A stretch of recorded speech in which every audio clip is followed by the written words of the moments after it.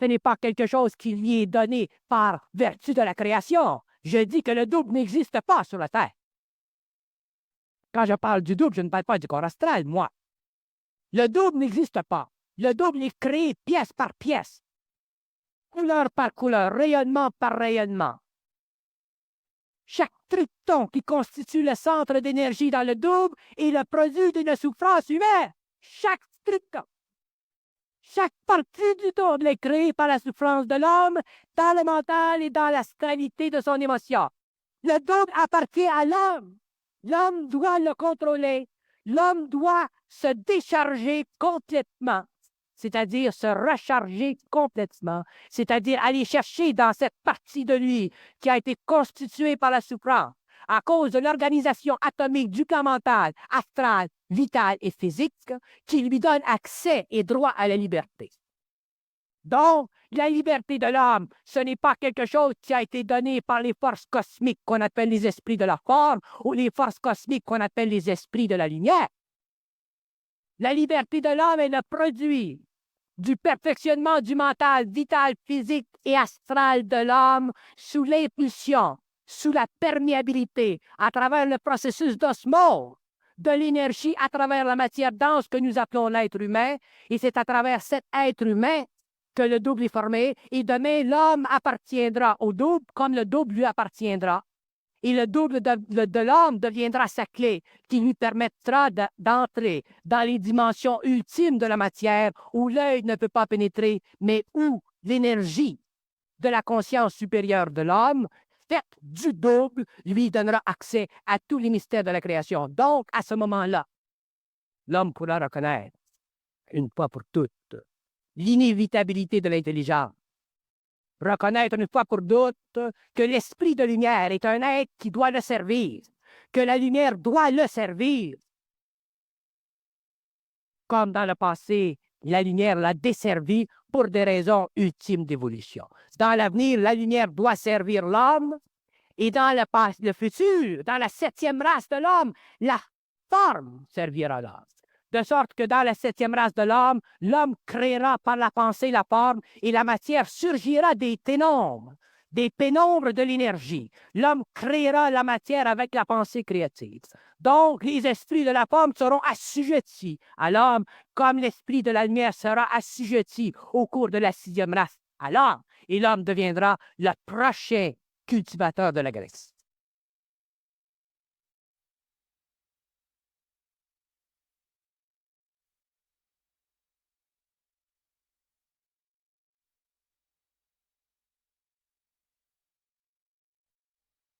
Avec le développement des démocraties dans le monde occidental, après la Révolution française,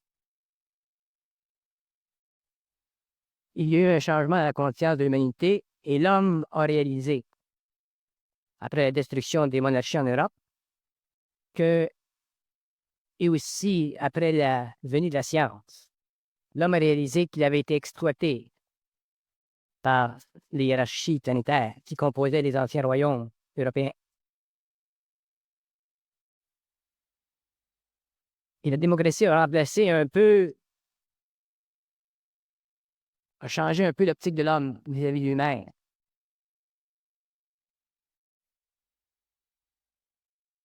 Et ensuite, le communisme international ou le socialisme a donné à l'homme, sur le plan collectif, sur le plan économique, politique, une sorte d'espoir vis-à-vis de la relation homme-État. Espoir qui s'est effondré avec la période stalinienne et les différents programmes en Europe. Le nazisme, le fascisme, et ainsi de suite. Bon.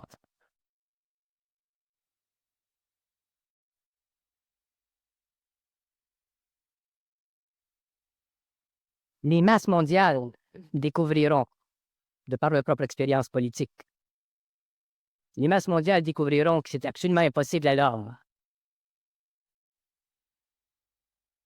quel que soit son idéalisme, de se donner des formes politiques qui conviennent parfaitement à sa nature.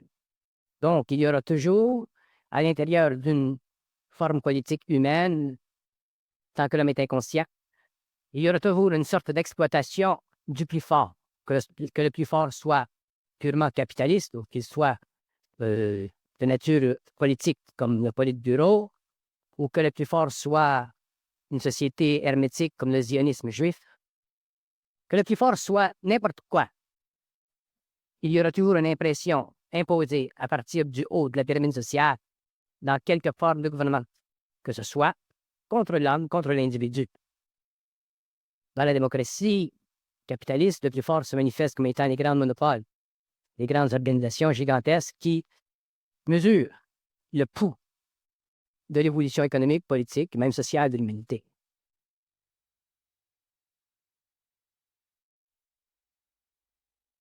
Et là où l'homme a été exploité, quand je parle d'exploité, je ne parle pas nécessairement exploité dans le sens que Marx, ou Lénine, ou Trotsky, ou Boukhanine ont employé le terme d'exploitation. Mais là où l'homme a été exploité par l'organisation sociale de l'homme, ça relève toujours du fait que l'homme, dans son inconscient, quel que soit son idéalisme politique, économique, l'homme ne peut pas rendre à l'homme, d'une façon universelle, le bien qui revient à chaque individu. C'est impossible. Parce que l'homme est astral. L'homme a un corps de désir. L'homme, en tant qu'individu, a différentes facultés. Il y a des hommes qui sont faits pour mener le monde, il y a des hommes qui sont faits pour être menés dans le monde, et ainsi de suite. Bon. À la fin du cycle, lorsque l'expérience politique mondiale, socialiste, capitaliste, aura été essayée à toutes les sauces, l'homme réalisera que la seule forme de liberté qui puisse exister sur une planète est en fonction de lui-même, est en fonction de son intelligence, de sa volonté. Mais dans cette réalisation, dans ce nouveau cycle de conscience, l'homme aura réalisé l'inexcusable inhabilité ou l'excusable inhabilité des gouvernements de donner à l'homme ce qu'il a besoin. Mais l'homme découvrira aussi autre chose. Il découvrira aussi que la domination ou l'exploitation de l'ordre de l'humanité n'est pas simplement un forfait qui est l'expression d'un désir purement humain, mais c'est un forfait qui est l'expression d'une conscience astrale implantée chez l'homme par des forces qui sont extérieures à lui, mais qui lui sont voilées, dont il n'a pas conscience. Et l'exploitation de l'humanité par l'invisible est beaucoup plus dangereuse que l'exploitation de l'humanité par le matériel, par le physique, par le visible. Parce que cette exploitation, elle est du domaine de l'esprit, tandis que l'autre, elle est du domaine de l'esprit aussi, mais en fonction d'un aspect psychologique, matériel, économique et social. Et à l'âge où nous sommes aujourd'hui, dans les temps qui courent présentement, l'exploitation psychique de l'homme devient de plus en plus grande et l'homme n'est pas équipé à reconnaître non pas les erreurs expérimentales d'une politique invisible, parce qu'à ce niveau-là, ce ne sont pas des erreurs de politique expérimentale, comme nous le retrouvons sur le plan matériel, mais des influences énormes. Énormes. Et l'homme nouveau, l'homme conscient, l'homme qui naîtra de l'homme ancien, découvrira que le danger de l'homme, ce n'est pas la société, ce ne sont pas les gouvernements, dans quelque forme que ce soit.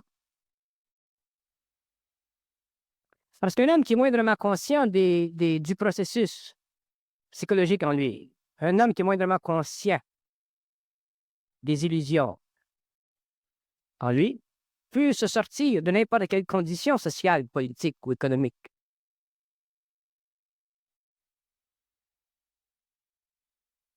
Et lorsqu'un homme se sort de ces conditions sociales-là, politiques ou économiques, il s'aperçoit qu'il y a d'autres conditions internes à lui, qui font partie de lui, qui font partie de ses voiles, dont il n'est pas encore extirpé. Et plus le cycle avance, plus nous avançons vers la fin du cycle, plus nous verrons des hommes dans différentes expériences de vie, se heurter contre la manipulation extraordinairement complexe de forces qui sont en lui, qui font partie de sa conscience, mais qui sont aussi, avec le temps, totalement neutralisables. Et c'est le facteur de temps que je veux expliquer en fonction de cette conscience humaine. Il est évident que l'homme qui prend conscience des forces en lui, des forces à tous les niveaux, qui exploitent son psychisme, il est évident que l'homme doit vivre, souffrir une certaine période de temps pour que ces forces éventuellement se neutralisent, soient neutralisées en lui. C'est évident. Mais ce qui n'est pas évident à l'homme, c'est que le temps qui est nécessaire pour écourter cette souffrance ou cette sorte de domination subliminale, cette sorte d'influence, est directement proportionnel à sa volonté d'agir. Remarquez que l'homme aujourd'hui, l'homme de la Terre, n'est pas un homme fusionné, donc il n'est pas obligé de subir la vie telle qu'il l'a subie. Si l'homme était fusionné, oui, il est obligé de la subir. Il n'y a pas de choix. Mais l'homme n'étant pas fusionné, l'homme allant vers la fusion, autrement dit, allant vers une intelligence intégrée, n'est pas obligé de subir le conditionnement mental ou émotionnel de son être à son insu. Il a définitivement une porte d'action, il a une série d'actions qu'il peut créer pour ralentir cette domination, pour changer son rapport avec lui-même. Mais le problème, c'est que l'homme ne le voit pas toujours. Il ne le voit pas. Et pourquoi il ne le voit pas? Parce qu'il n'est pas conscient, il n'a pas suffisante conscience de l'intégrale participation de son double avec son ego. Donc, il vit toujours une sorte de dualité. Il vit toujours une partie intérieure et une partie extérieure.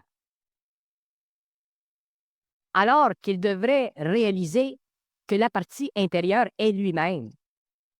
Donc, en fait, il n'y a pas de partie intérieure dans l'homme. Il n'y en a pas. Et ce qui donne à l'homme l'impression qu'il y en a une, c'est justement parce que, astralement ou mentalement, ses corps ne sont pas suffisamment raffinés. Et tant que l'homme n'a pas réalisé qu'il n'y en a pas de partie intérieure en lui, tant que l'homme n'a pas réalisé que ça n'existe pas le grand moi ou le petit moi, que ce sont simplement des conventions psychologiques qui sont directement proportionnelles à la couleur de son corps astral ou à la couleur de son corps mental, qui donnent à son être-té une impression de dualité. Tant que l'homme n'a pas réalisé ceci, il est obligé de vivre une sorte d'influence, de subir une sorte d'influence. D'ailleurs, une sorte d'influence que l'homme planétaire inconscient ne connaît pas, qui est subie par inadvertance, tandis que nous le subissons en conscience.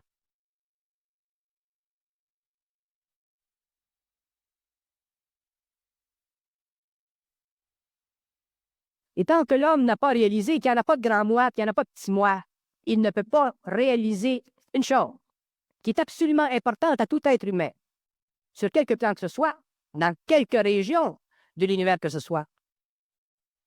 Il ne réalise pas qu'un être humain, c'est un être, autrement dit, une organisation complexe et complète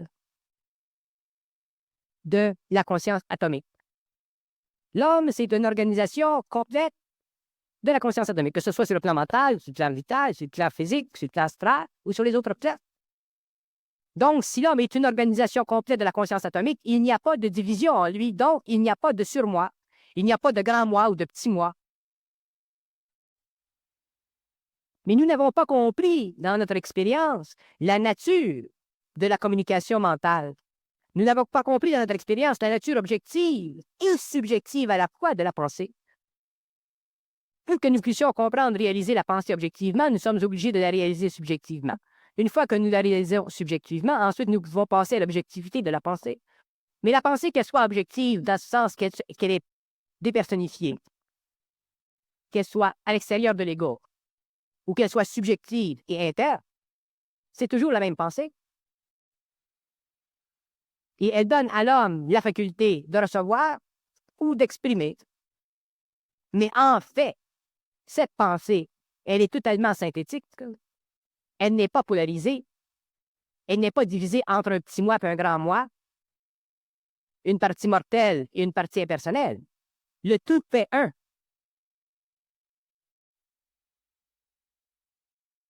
Et ce qui crée l'inquiétude dans l'ego de l'homme, ce qui crée la division dans les perceptions de l'intelligence, ce qui crée des nuances dans l'exactitude de l'intelligence, ce qui empêche l'homme de connaître l'inévitabilité de l'intelligence, c'est justement le fait que l'homme est incapable dans son expérience actuelle de réaliser qu'en fait, il n'y a pas en lui de conscience intérieure et de conscience extérieure. Il n'y a en lui que de l'intelligence, plus ou moins ajustée à ses corps subtils. Et c'est ça qui crée l'impression d'une dualité.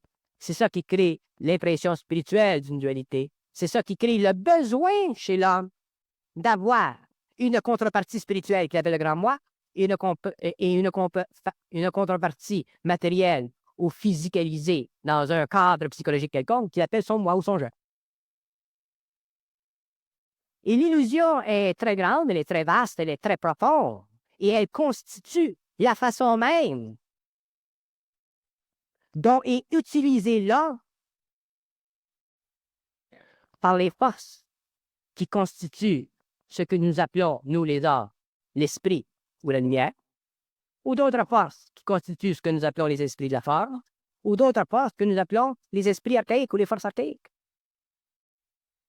Donc, l'homme dans son acheminement, l'homme dans sa conscientisation, l'homme dans le développement de son intelligence, avant qu'il soit arrivé à un stade où il puisse être absolument sans réflexion, subit une période de réflexion qui l'amène à découvrir une dualité, qui l'amène à reconnaître une supériorité à l'intérieur de la dualité. Lui étant la partie inférieure de la dualité, et l'autre partie étant supérieure à lui, parce qu'elle est force, tandis que lui n'est que récepteur de cette force. Et c'est cette subtile division de l'intégrale intelligence de l'homme qui fait que l'homme est obligé, dans son expérience matérielle, en tant qu'ego, en tant qu'être qui en fait est complet, mais non perfectionné, de substituer l'intelligence, autrement dit l'énergie de l'intelligence, pour l'impression de l'intelligence. Et c'est lorsqu'il substitue l'énergie de l'intelligence pour l'impression de l'intelligence qu'il tombe dans le piège de la dualité de l'intelligence et qu'il se découvre un faux mal ou une fausse réalité qui lui plaît spirituellement, mais qui en fait n'existe pas, qu'on appelle le petit moi et le grand moi. L'ego de l'homme a été constitué par étapes. La première partie de l'ego de l'homme qui s'est développée, ça a été la partie astrale, autrement dit la partie animale émotive. Ensuite, la partie mentale subjective. Et ensuite, la partie supramentale subjective objective, que certains parmi vous aujourd'hui pouvaient comprendre.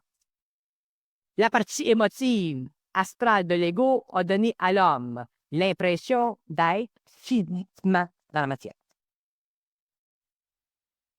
La partie mentale subjective de l'homme lui a donné l'impression d'avoir une conscience d'être dans la matière. La partie objective et subjective supramentale de l'homme lui donne la conscience d'avoir l'impression d'être en relation avec de l'intelligence à l'extérieur de lui.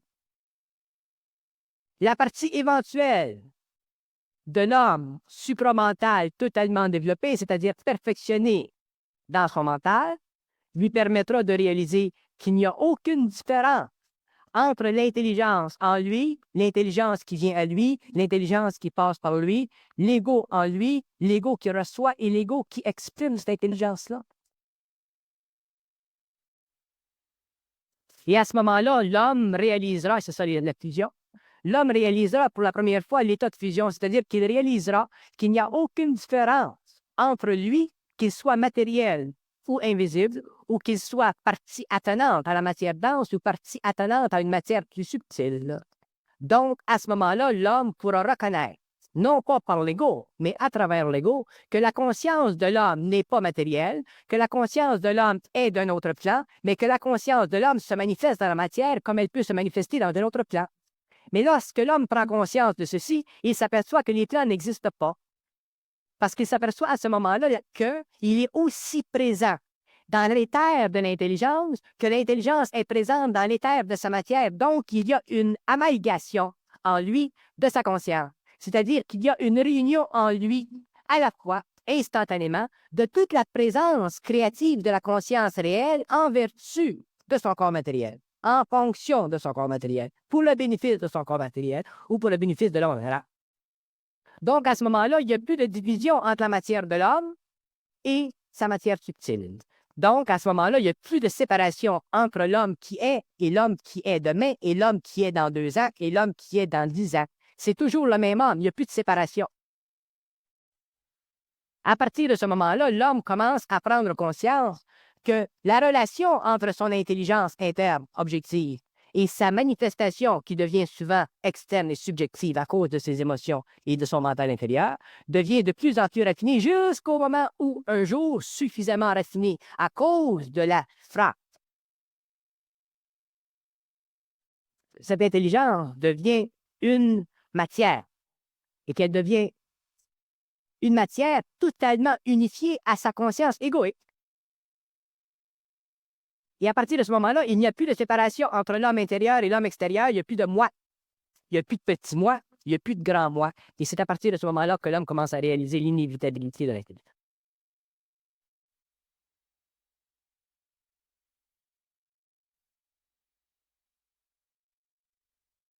C'est très, très difficile pour l'homme de se dissocier de sa mémoire. Et c'est d'autant plus difficile pour l'homme de se dissocier de son petit moi. Parce que son petit moi, c'est sa mémoire. Tandis que son grand moi, c'est une autre mémoire. Mais une mémoire à laquelle il a accès quand le petit moi disparaît. Donc, pour l'homme, pour avoir accès à la mémoire de ce qu'il appelle le grand moi, il doit perdre la mémoire du petit moi. Et à ce moment-là, il a accès à la mémoire du grand moi et le grand moi devient lui. Et à ce moment-là, lui, le grand moi disparaît. Aussitôt que l'homme a accès à une mémoire quelconque, que ce soit la mémoire du petit moi du jeu, il y a une contrepartie de lui qui disparaît. Quand l'homme a pris conscience de la mémoire du jeu, le grand moi a disparu, l'homme a développé au niveau égoïque. Quand l'homme prend conscience de la mémoire du grand jeu, la petite mémoire disparaît et il prend conscience de la mémoire non égoïque ou la mémoire supramentale ou la mémoire consciente. Et quand la mémoire du grand jeu disparaît, comme la mémoire du petit jeu disparaît, il est inévitable que l'homme devienne mémoire créative. Et il est inévitable à ce moment-là que l'homme devienne intelligence créative. Et il est inévitable à ce moment-là que l'homme devienne inévitablement intelligent. L'homme n'a plus de choix. Parce que dans ce processus-là, toutes les avenues qui servent ou qui peuvent servir à bloquer l'intelligence, ou toutes les avenues qui peuvent empêcher que l'homme réalise énergiquement ce que c'est de l'intelligence, ont été éliminées. Parce que les 2 mémoires ont été éliminées. Et autant l'homme doit perdre la mémoire du petit jeu, autant l'homme doit perdre l'incessante recherche, l'incessant désir pour avoir une mémoire cosmique. Autrement dit, autant l'homme doit perdre l'incessant désir pour tout savoir. Pour savoir. Et ça, c'est un phénomène d'énergie, c'est pas un phénomène d'option psychologique. C'est un phénomène d'énergie. Et dans la transmutation de l'art, dans le processus de pénétration de l'énergie du double au cours des années vers les matières inférieures de l'homme, il doit en arriver à perdre la mémoire subjective, et il en arrivera éventuellement à perdre l'intérêt à la connaissance. L'intérêt à la connaissance étant une manifestation psychologique de son intérêt à avoir accès à une mémoire cosmique. Et c'est à ce moment-là que le petit moi et le grand moi disparaîtra. Et quand l'homme n'aura plus le petit moi et le plus grand moi, la synthèse sera faite. L'homme sera inévitablement intelligent, c'est-à-dire qu'il n'aura pas de choix. Il sera obligé de l'être. Et quand l'homme sera obligatoirement intelligent, qu'il n'y aura pas de choix, dans ce sens que les avenues qui auront mené à ce développement auront été vécues dans l'expérience, l'homme sera totalement en dehors de la polarité du cosmique et du planétaire. Il y aura une conscience interplanétaire et il pourra parler avec n'importe qui, de n'importe quoi, à n'importe quel niveau, dans n'importe quel temps. Ce sera l'homme nouveau. Donc, chez ceux parmi vous qui ont encore cette soif presque insatiable de s'intéresser à la connaissance, subjectivement, je ne parle pas de l'intérêt à la connaissance qu'on puisse avoir d'une façon détachée, mais je parle de l'intérêt à la connaissance qu'on puisse avoir subjectivement. Puis je vous dis que viendra le jour où vous devrez réaliser la perte d'énergie totale dans tout intérêt que l'homme puisse avoir dans quelque forme de connaissance que ce soit. C'est une perte d'énergie totale.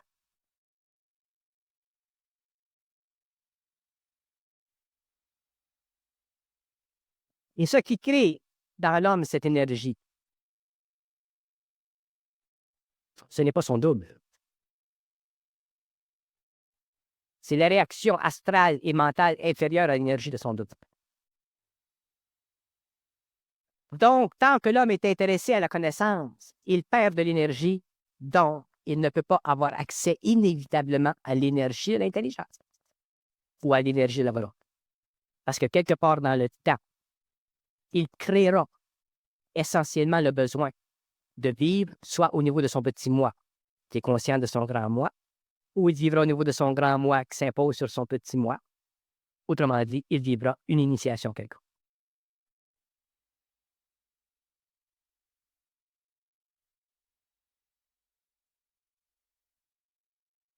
Donc, la condition existentielle de l'homme planétaire ou la condition spirituelle ou conscientisante de l'homme qui a potentiellement la capacité de fusionner est une condition qui réfléchit constamment la dualité en lui, vécue sur le plan du petit moi ou du grand moi.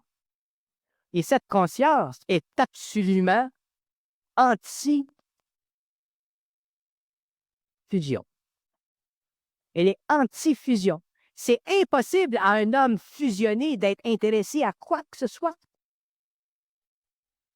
Parce que être intéressé à quoi que ce soit implique un désir quelconque, et le désir quelconque ne peut être rempli que si l'on a accès à une mémoire quelconque, soit planétaire, subjective ou cosmique.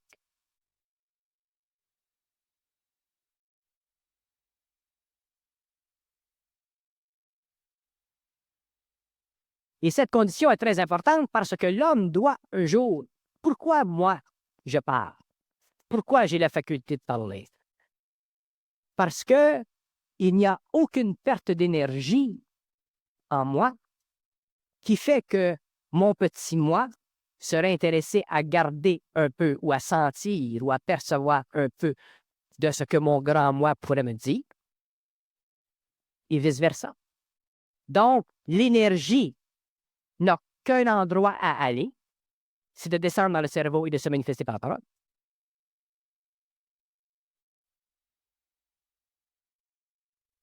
L'homme ne peut pas à la fois constater son intelligence et à la fois être créatif. Et d'ailleurs, le problème de l'homme, c'est que l'homme est beaucoup trop intéressé à être intelligent. L'homme est intéressé à être intelligent parce que ça donne à son petit moi un support psychologique, ça lui donne quelque chose. Lorsqu'en fait, l'homme n'a pas besoin d'être intelligent. L'homme est intelligent. Mais il ne l'est pas parce qu'il est trop intéressé à l'être.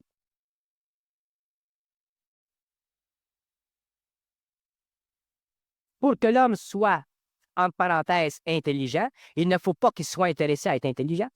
Parce que l'intérêt à être intelligent fait partie de l'activité du petit moi qui recherche dans le grand moi un support, donc une mémoire cosmique plus vaste.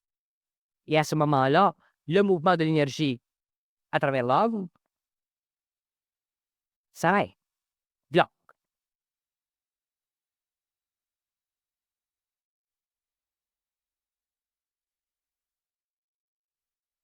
Quand je disais dans mes séminaires que l'orgueil, c'est très subtil, l'orgueil.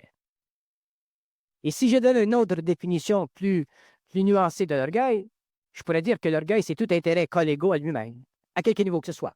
Tout intérêt collégaux à lui-même, tout intérêt collégaux pour lui-même, c'est l'orgueil.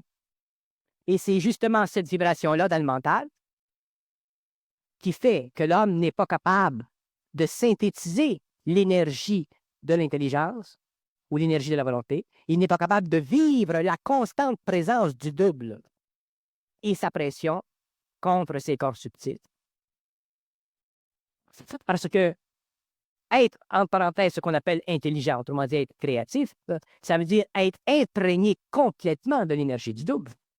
Plus un homme est imprégné de l'énergie du double, plus il est créatif. Donc, automatiquement, si le double l'imprègne, il ne peut pas y avoir de place en lui pour aucune réflexion autre, qui serait soit la perception du petit moi ou la perception d'un grand moi. Donc, la perception d'un grand moi chez l'homme mène à l'orgueil spirituel et la perception du petit moi mène à l'orgueil intellectuel. Les deux sont aussi mauvaises l'une que l'autre.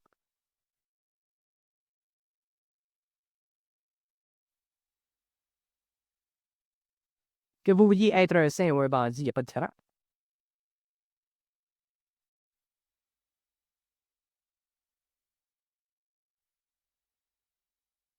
Que vous soyez fier d'être un bandit ou fier d'être un saint, vous êtes fier.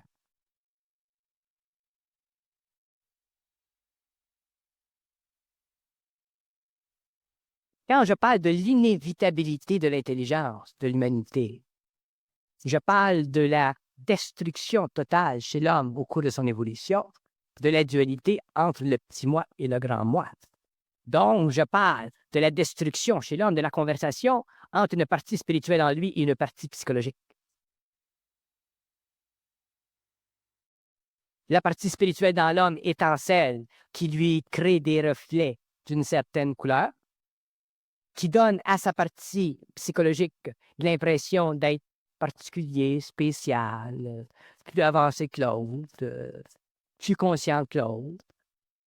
C'est la partie spirituelle qui crée ça dans l'ego. Et l'ego, lui, mange ça comme du Klendak.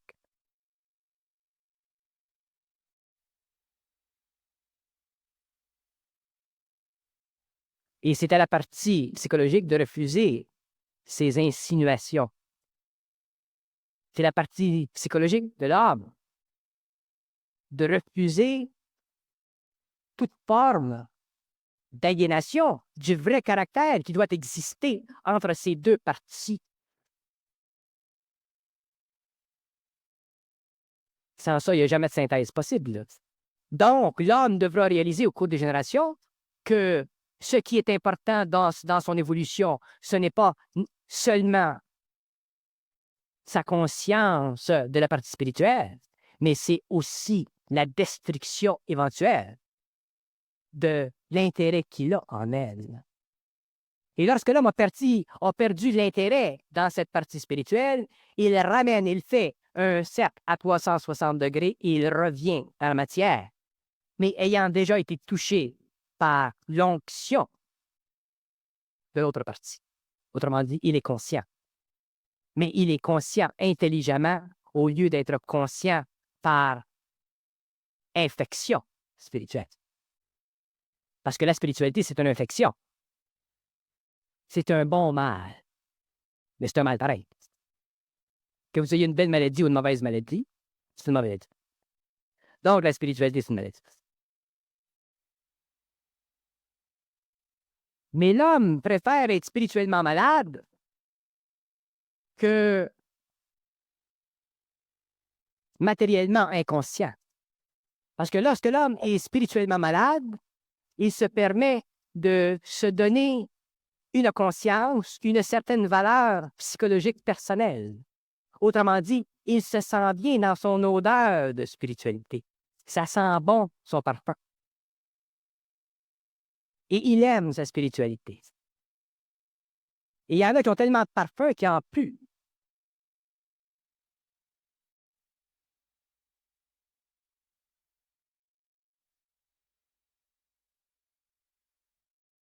Et naturellement, ce ne sont pas les gens qui sont parfumés qui vont sentir ou qui vont être repoussés par le parfum des autres. C'est pas quand on fume qu'on n'aime pas la cigarette.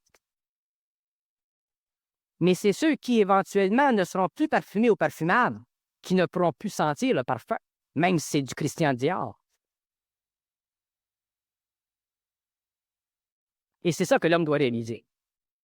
Et c'est là que commence sa grande réalisation en tant qu'homme.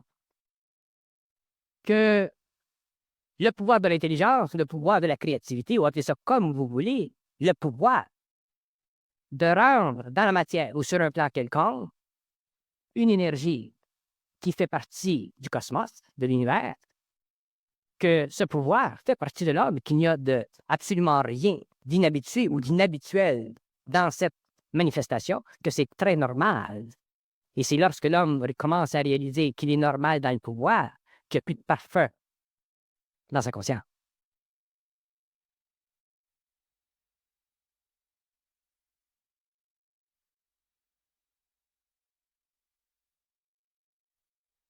Ceux qui réaliseront l'inévitabilité de l'intelligence, c'est-à-dire ceux au cours des années ou des générations qui seront suffisamment conscients de la mystique de l'intelligence, de la mystique de l'énergie et de l'intelligence qu'elle crée lorsqu'elle passe à travers le mental et l'émotionnel de l'homme, ces gens-là deviendront demain ceux qui instruiront l'humanité dans les sciences occultes, de la science, de la musique, de l'architecture, de la médecine, et ainsi de suite.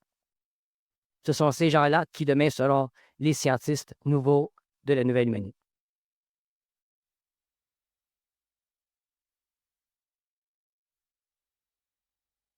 Parce que l'inévitabilité de l'intelligence, autrement dit, le processus inévitable qui résulte de la synthèse, de la destruction de la dualité entre le planétaire et le cosmique, mène l'homme inévitablement à un rapport étroit avec l'énergie. Et c'est ce rapport étroit avec l'énergie qui constituera demain le rapport étroit entre l'homme et la science nouvelle. Pas d'autre chose.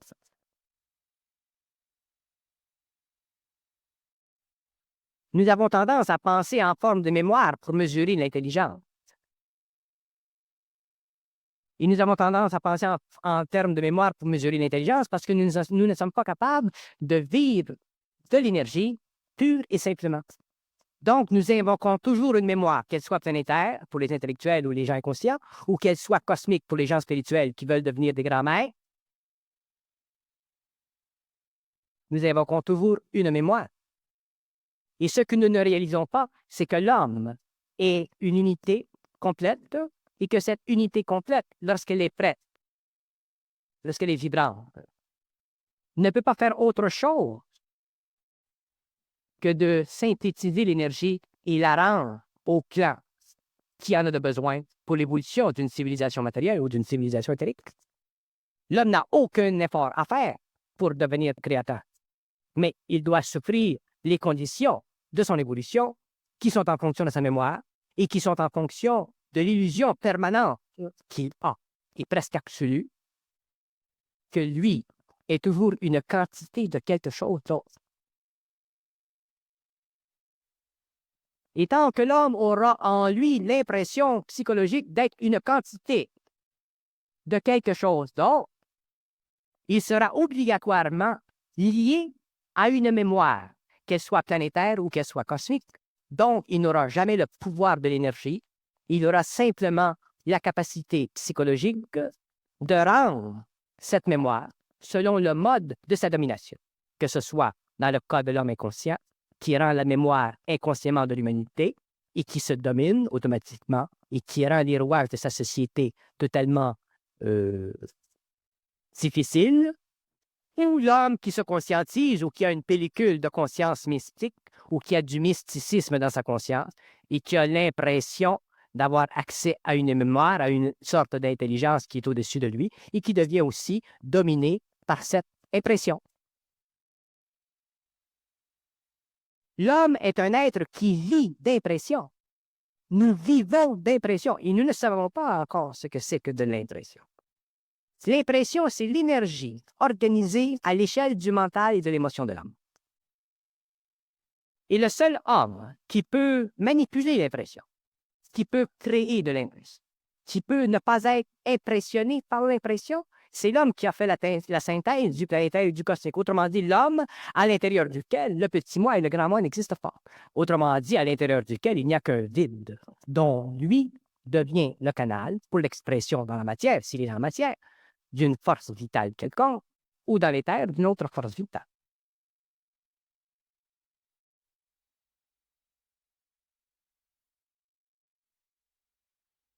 Et dans la pensée de l'homme, dans le mécanisme de la pensée subjective, dans le mécanisme astral de nos imaginations, dans le mécanisme astral et mental de nos perceptions psychiques, il y a constamment de l'impression créée pour une raison seulement, créée pour raffermir nos personnalités et les cimenter dans une mémoire quelconque, que ce soit une mémoire planétaire ou que ce soit une mémoire cosmique.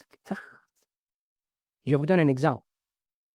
Il y a combien de gens parmi vous qui ont fait pendant des années la course aux soucoupes volantes, qui se sont déplacés pour aller tel endroit pour voir des soucoupes volantes ou pour rencontrer des extraterrestres, comme notre chère amie Glenn les appelle, avec tant de candeur. Autrement dit, ces impressions étaient logées dans le cerveau pour une éducation éventuelle quelconque. Autrement dit, pour une réalisation éventuelle que c'est une perte de temps et d'énergie.